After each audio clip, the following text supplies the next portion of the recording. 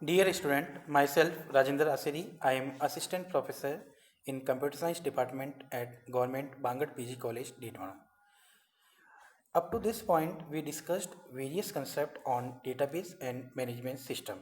In the previous class, we discussed about privilege, granting permission to a particular user with the help of grant statement, taking back the permission from the user with the help of revoke statement, and setting the authorization to the different users.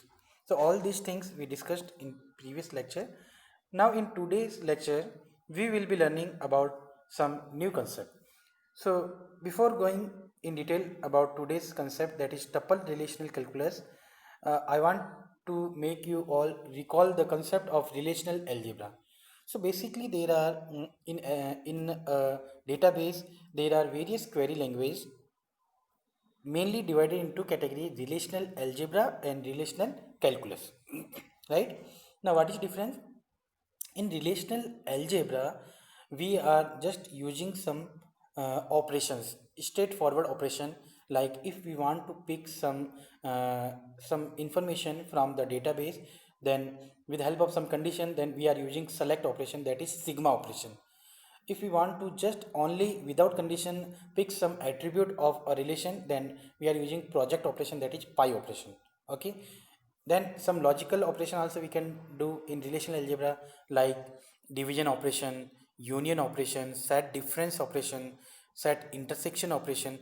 Okay, and some aggregate function also can be implemented in the relational algebra, right?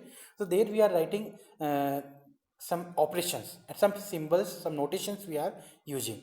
Okay, now second category is relational calculus.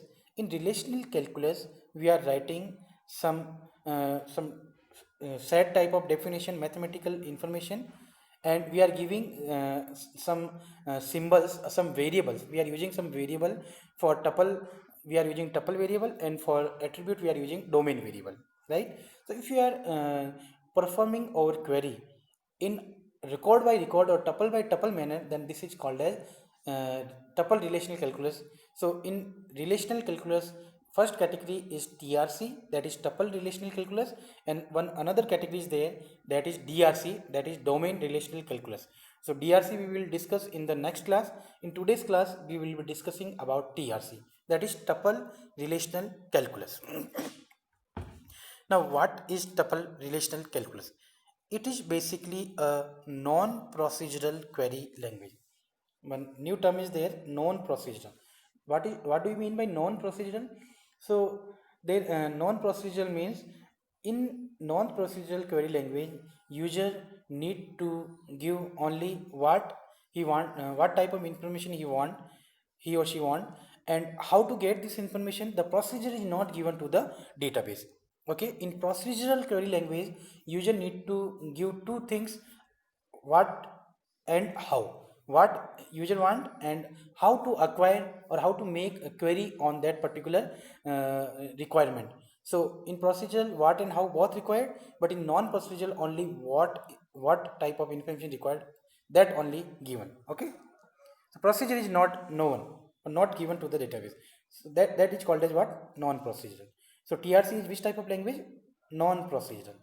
In this non-procedural query language, each query is of the form in a set form where T such that P of T.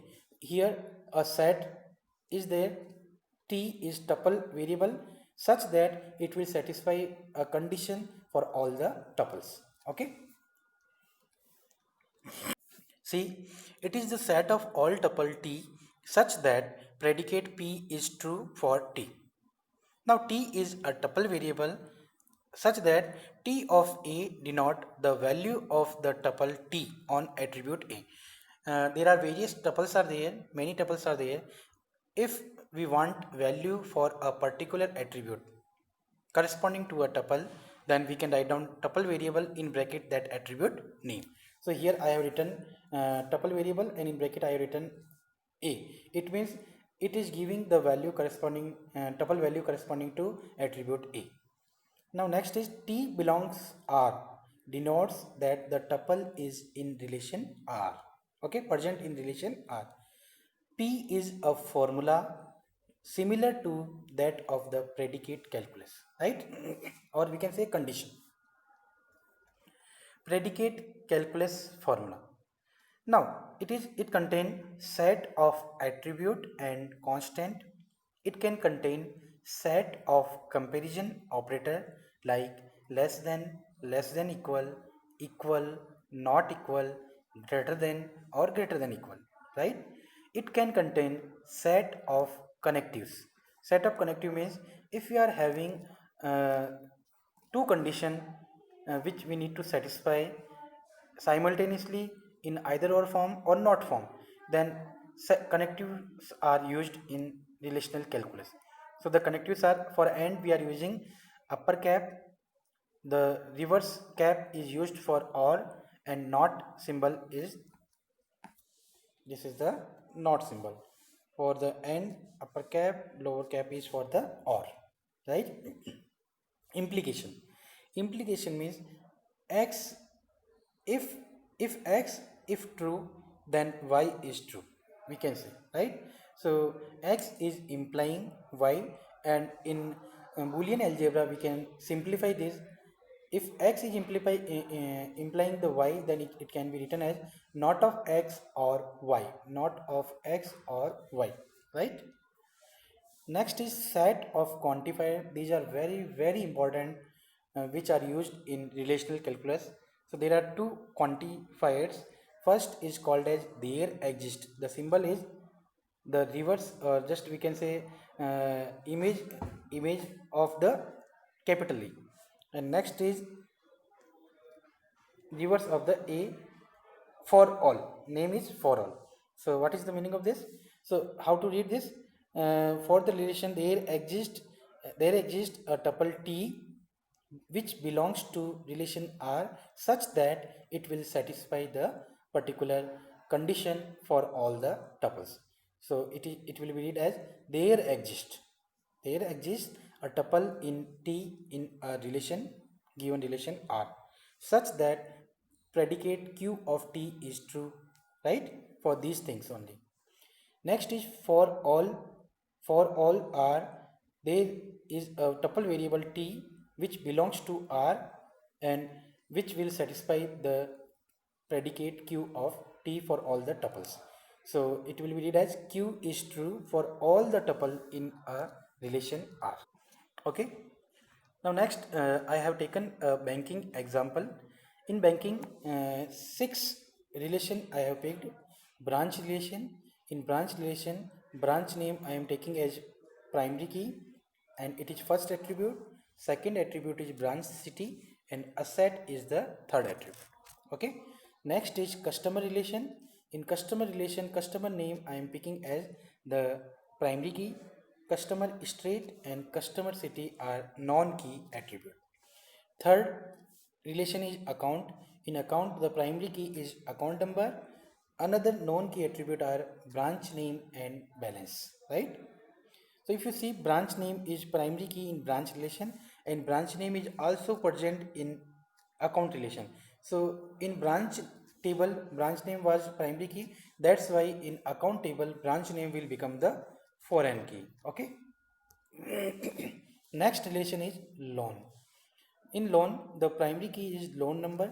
If you see, branch name and amount are the non-key attribute, but branch name is present here as non-key attribute, and it is primary key of branch relation. That's why in loan relation, branch name will become the foreign key because it is referencing to branch relation, right? Next is depositor relation. In depositor, customer name and account number. In depositor, if you see customer name, which is taken from customer relation, that's why in depositor table, customer name is foreign key. Similarly, account number is also taken from account relation. So we can say depositor relation is having two foreign key. One foreign key or one attribute is coming from customer relation, and one attribute is coming from account relation. Similarly, for borrower relation, it is taking one relation, one attribute from the customer, that is customer name, and one attribute from the loan relation, and the attribute name is loan number. So these are six relation, and we discussed about various primary key and foreign key attribute of their corresponding relation. Now some queries we are doing. Find the loan number, branch name and amount for loans of over $1,200. So the condition is given that $1,200 amount should be greater than 1,200. So what is the format?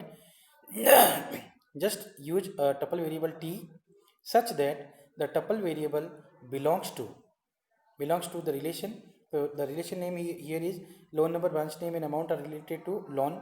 So T such that T belongs to relation loan and the predicate is T of amount, because we are putting the condition on amount attribute. So how to write down tuple variable in bracket amount relation amount attribute, and that should be greater than 1200.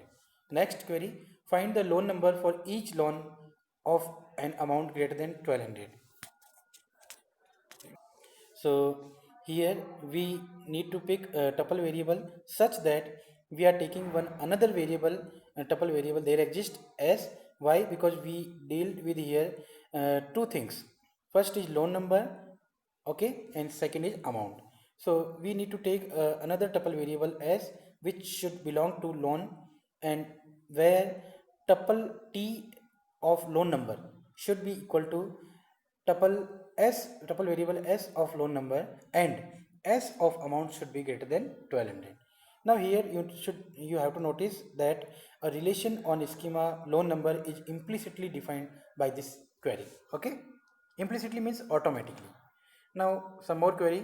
If you want to find the name of all customer having a loan, an account or both at the bank, either loan, account or both. This query already we have done in relational algebra, in SQL also, but now we are performing in TRC, that is tuple relational calculus. So notation will be different, but the result of the query will be same. So how to write down? We need to take a tuple t with tuple variable such that another tuple we need to take, there exists a tuple variable s which belongs to borrower, where T of customer name and S of customer name should be same. Or why or? Because here it is written either or condition is there, or there exists another variable u which belongs to depositor. U belongs to depositor relation, S belongs to borrower relation, and T is overall tuple variable for this particular query.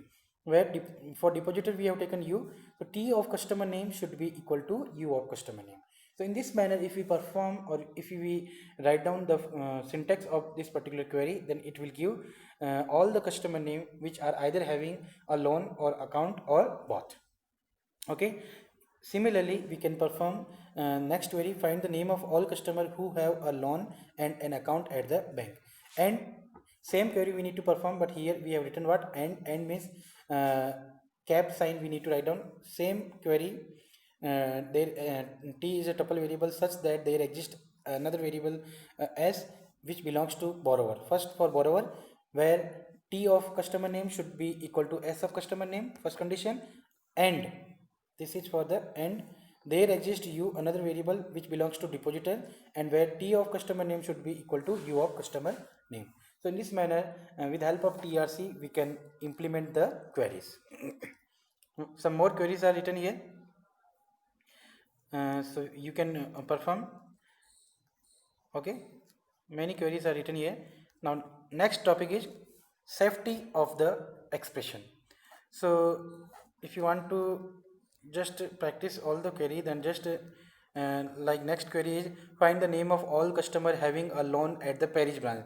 So condition we need to put on the branch, and we need to pick all the customers, means customer name we want, and corresponding to loan relation we need to write down. Okay, next is, so borrower relation is important here. Find the name of all customer who have a loan at the parish branch but no account at any branch of the bank. No account, it means from the borrower we need to pick all the relation, all the tuples, but corresponding to parish branch, but no need to pick any tuple from the depositor corresponding to a particular parish branch. Okay. Next query, find the name of all customer having a loan from parish branch and the cities in which they live. This also can be done easily. Okay. Now safety of the expression, it is very important. It is possible to write tuple calculus expression that generate infinite relation. For example, if you are writing there t is a tuple variable such that not of t belongs to R, it will result in an infinite relation if the domain of any attribute of the relation R is infinite. Very important. So to guard against this problem, we restrict the set of allowable expression to set expression. So we need to make our relation finite. So an expression uh, t tuple variable such that p of t in the tr tuple relation calculus is safe if every component of the t appears in one of the relation tuples or constant that appear in predicate. So here is not point is given. This is more than just a syntax condition. If you are writing t tuple variable such that t of a is equal to 5 or true is not safe because it will be always true and it will be goes on infinite. It defines an infinite set with attribute values that do not appear in any relation or tuple or constant in the predicate. So we need to avoid, or we need to just protect our expression that it will not go towards the infinity. Okay, that will be called as safety of the expression. That's all from this lecture. In next lecture we will be discussing about domain relational calculus. Thank you.